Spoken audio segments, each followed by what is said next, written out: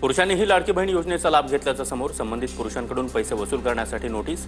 पैसे परत न केल्यास फौजदारी गुन्हा दाखल करण्याचे मुख्यमंत्र्यांचा इशारा. सकाळी 11 वाजता राज्य मंत्रिमंडळाची बैठक. कॅबिनेटमध्ये राष्ट्रवादीच्या मंत्र्यांच्या खातेबदलानंतर पहिलीच कॅबिनेट. दत्तात्रय भरणे आज कृषी मंत्रिपदाचा पदभार स्वीकारणार. मी चुकणारा नाही, खूप समंजस माणूस. कृषी अधिकाऱ्यांच्या तक्रारी आल्या तर योग्य ती कारवाई करेल, भरणेंचं आश्वासन. राज ठाकरेंविरोधात उत्तर भारतीयांची थेट सुप्रीम कोर्टात याचिका. हायकोर्ट सुट्टीवर आहे का, सुप्रीम कोर्टाचा सवाल. उत्तर भारतीयांना उच्च न्यायालयामध्ये याचिका करण्याचा सुप्रीम कोर्टाचा सल्ला. मनोज जरांगे पाटील आज धाराशिव दौऱ्यावर. 29 ऑगस्टला मुंबईत होणाऱ्या आंदोलनाच्या पार्श्वभूमीवर धाराशिवमध्ये बैठक. जरांगे पाटलांचा धाराशिवमध्येच मुक्काम असणार.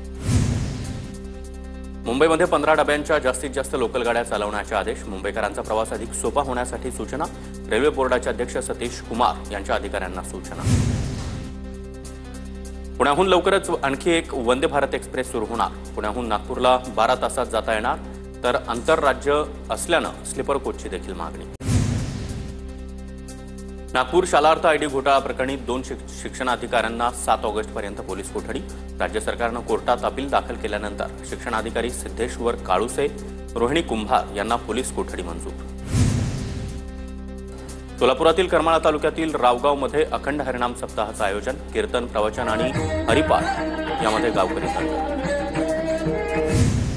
नंदुरबार जिल्ह्यामध्ये हवामानात बदल होत असल्यामुळे नागरिकांच्या आरोग्यावर परिणाम.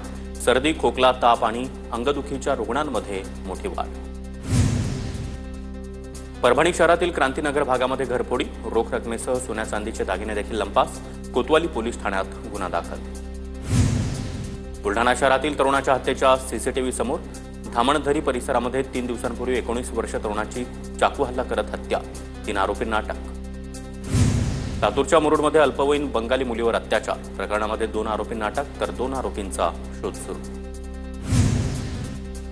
धाराशिवच्या चोराखाळीमध्ये 2 गटांमध्ये हाणामारी. जुन्या वादातून दोघांवर तलवार कोयत्यानं हल्ला. 25 ते 30 जणांच्या जमावानं हल्ला केल्याची माहिती.